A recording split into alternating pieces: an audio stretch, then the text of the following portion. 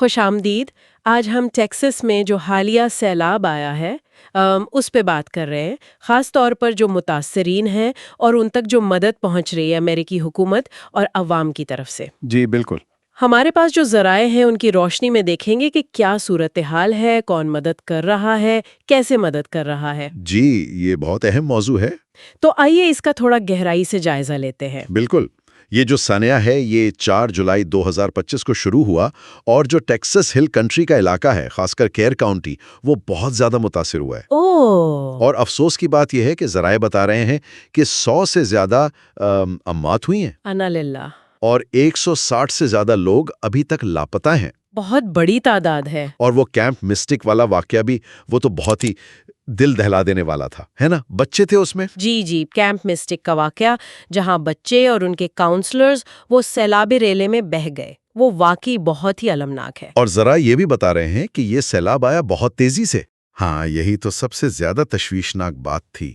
ذرائع کے مطابق وہ جو گواڈالوپے دریا ہے اس کی سطح صرف آپ سوچیں 90 منٹ میں، صرف 90 منٹ میں؟ جی 90 منٹ میں 20 سے 29 فٹ تک بلند ہو گئی.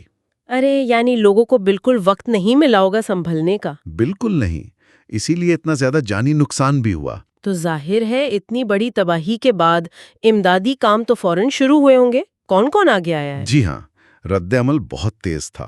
آپ دیکھیں بڑی قومی تنظیمیں ہیں جیسے امریکن ریڈ کراس، وہ فوراً متحرک ہو گئیں. اچھا، ریڈ کراس کیا کر رہی ہے خاص طور پر؟ وہ بنیادی طور پر پناہ گاہیں فراہم کر رہے ہیں، خوراک، ضروری سامان اور ایک اہم چیز ذہنی صحت کی مدد بھی. ہاں یہ بہت ضروری ہوتا ہے ایسے حالات میں. جی.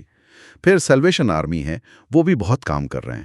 ان کے موبائل کچن چل رہے ہیں، مطلب چلتی پھرتی کھانے کی سہولت. زبردست. اور وہ سامان بھی جمع کر رہے ہیں، جیسے صفائی کا سامان ہے، خوراک ہے، حفظان صحت کی کٹس ہیں. اچھا، یہ تو بڑی قومی تنظیمیں ہو گئیں.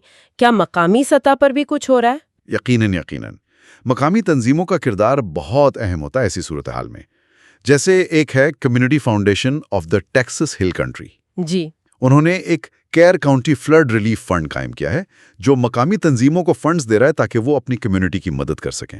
یہ تو بہت اچھا طریقہ ہے، مطلب مقامی لوگوں تک براہ راست مدد پہنچے. بالکل. اور کھانے پینے کے لیے بھی کئی گروپس کام کر رہے ہیں. ورلڈ سینٹرل کچن کا نام آپ نے سنا ہوگا. ہاں سنا ہے، وہ تو دنیا بھر میں کام کرتے ہیں. جی، وہ اور مرسی شیفز، آپریشن باربیکیو ریلیف، یہ سب متاثرین اور جو امدادی کارکن ہیں ان کو گرم کھانا پہنچا رہے ہیں. یہ بھی بڑی خدمت ہے. اچھا، وہ تلاش اور بچاؤ کے کاموں کا کیا بنا؟ ذرائع میں کچھ رضاکار گروپس کا بھی ذکر تھا. ہاں یہ بھی ایک اہم پہلو ہے. کچھ خاص رضاکار گروپ ہیں جیسے ٹیم روبیکن، ٹیکسار. ٹیکسر یہ کیا ہے؟ یہ ٹیکسار سرچ اینڈ ریسکیو کا مخفف ہے. او اچھا. جی. اور ایک اور گروپ ہے کیجن نیوی. یہ لوگ تلاش، بچاؤ اور پھر بعد میں صفائی وغیرہ میں مدد کر رہے ہیں.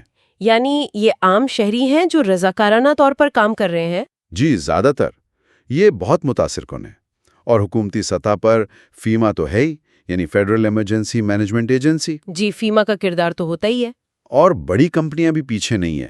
HEB جو وہاں کی بڑی گروسری چین ہے، والمارٹ، انہوں نے بھی احتیاط دی ہیں. تو یہ ایک طرح سے پوری قوم مل کر کوشش کر رہی ہے. صحیح. اچھا، انسانوں کی تو بات ہو گئی، لیکن ذرائع یہ بھی بتا رہے تھے کہ جانور بھی بہت متاثر ہوئے ہیں. ان کے لیے کیا ہو رہا ہے؟ جی ہاں، یہ بھی ایک بڑا مسئلہ ہے. بہت سے پالتو جانور اپنے مالکوں سے بچھڑ گئے یا زخمی ہوئے. او بیچارے. تو ان کے لیے بھی خاص تنظیمیں کام کر رہی ہیں، جیسے آسٹن پیٹس الائیو اور کیروول پیٹس الائیو. ہیں؟ اچھا. یہ کیا کر رہے ہیں؟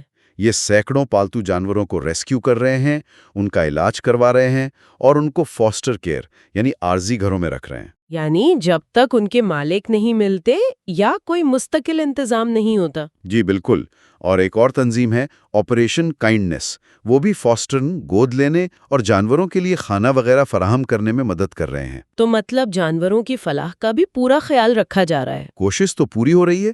دیکھیں لوگوں کے لیے ان کے پالتو جانور خاندان کی طرح ہوتے ہیں. بالکل. ان کو بچانا اور مالکان سے ملانا یہ ان کی ذہنی بحالی کے لیے بھی بہت اہم ہے. ابھی فاسٹر ہومز کی بہت ضرورت ہے جانوروں کے لیے. سمجھ میں آتا ہے. اچھا، اگر کوئی سننے والا مدد کرنا چاہے تو ذرائع کیا مشورہ دیتے ہیں؟ کیا طریقے ہیں؟ دیکھیں سب سے مؤثر طریقہ تو اکثر مالی عطیات ہی ہوتا ہے. اچھا، کیوں؟ کیونکہ اس سے تنظیموں کو لچک ملتی ہے. وہ ضرورت کے مطابق پیسہ خرچ کر سکتی ہیں جہاں سب سے زیادہ ضرورت ہو۔ آپ براہ راست رجسٹرڈ تنظیموں کو عطیہ دے سکتے ہیں، جیسے ریڈ کراس ہے، سیلویشن آرمی یا جانوروں کے لیے آسٹن پیٹس الائیو۔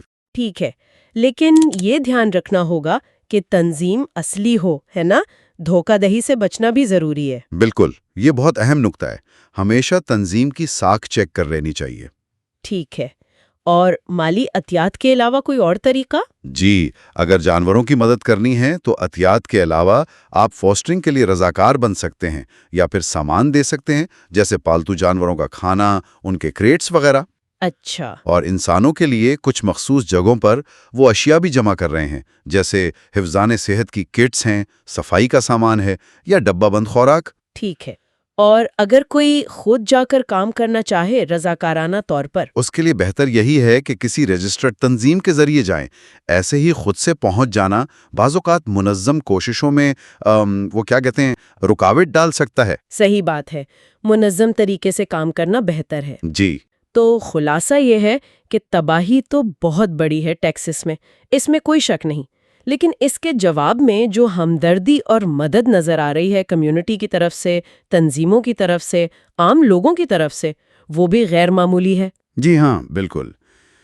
بحالی کا راستہ یقیناً لمبا ہوگا، مشکل بھی ہوگا، لیکن یہ جو مشترکہ کوششیں ہیں نا، یہ امید دلاتی ہیں۔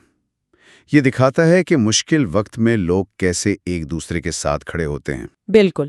آئیے ہم سب مل کر ایک لمحے کے لیے ان تمام لوگوں کے لیے دعا کریں جو اس سیلاب سے متاثر ہوئے ہیں۔ جی، اے مہربان خدا، ہم دعا کرتے ہیں ان تمام خاندانوں کے لیے جنہوں نے اپنے پیاروں کو کھو دیا ہے، ان لوگوں کے لیے جو اب بھی لاپتہ ہیں، اور ان تمام لوگوں کے لیے جن کے گھر بار، جن کی زندگیاں تباہ ہو گئیں۔